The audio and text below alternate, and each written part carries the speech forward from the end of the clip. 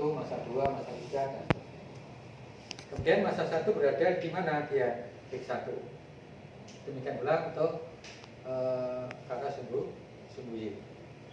Dan cara mencari pusat massanya adalah sigma M1 X1 plus M2 X2 ditambah M3 X3 dibagi dengan sigma M-nya. Jadi massa elemennya ya. Itu untuk mencari pusat massa. Misalkan kita misalnya nggak ada kipas angin ya. Kipas angin itu kalau terbuat dari sirip apa yang kita sirip ya, baling-balingnya ya, itu kan terdiri dari misalkan ada 3. Kalau kita membuat rotornya adalah pemutar energi listrik, memutar rotornya yang bisa memutar itu. Kenapa dia mutarnya kok harmonis? Putarannya dia harmonis karena rotor pemutarnya itu diletakkan pada pusat massa dari 3 baling-baling tadi. Kemudian kalau kita bermain di mainan pasar malam, kita duduk disuruh putar apa namanya? Diam malam. Nah, pemutarnya dia bisa berputar itu diletakkan di pusat lingkarannya. Lingkarannya adalah mencari pusat massa dari kita duduk tadi. Kalau misalkan kita mutarnya bergeser dari pusat massanya, apa yang terjadi? Dia mutar tidak harmonis. Mutarnya dia kalau ya nggak sempurna. Ini pusat massa ya. Kemudian yang pusat massa.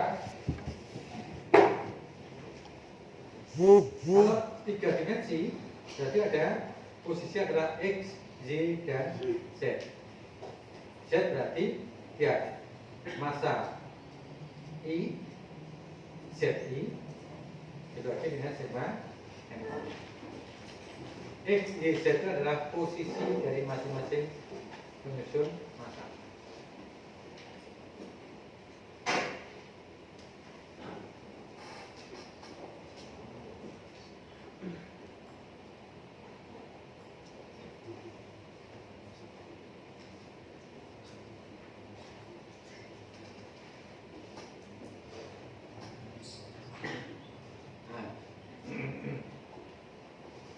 Ini gambarannya, ini adalah 2 benda berjalan, massa 2 dan 4 kg berada pada X 2 meter dan 5 meter pada pusat koordinat.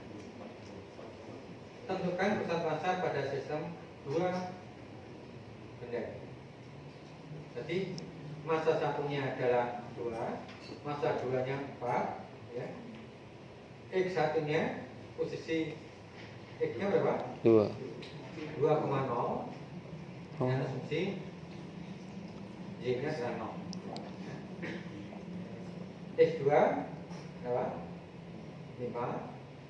Y2 0. Jadi di sini yang ditanyakan adalah hanya pusat massa terhadap sumbu X.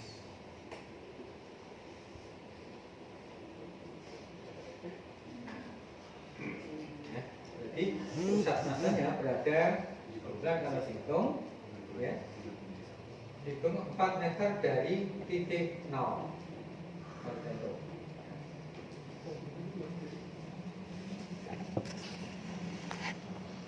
Kalau kita hitung 4 meter, berarti letaknya tidak di tengah-tengah antara 2 dan 4. Itu pusat massanya.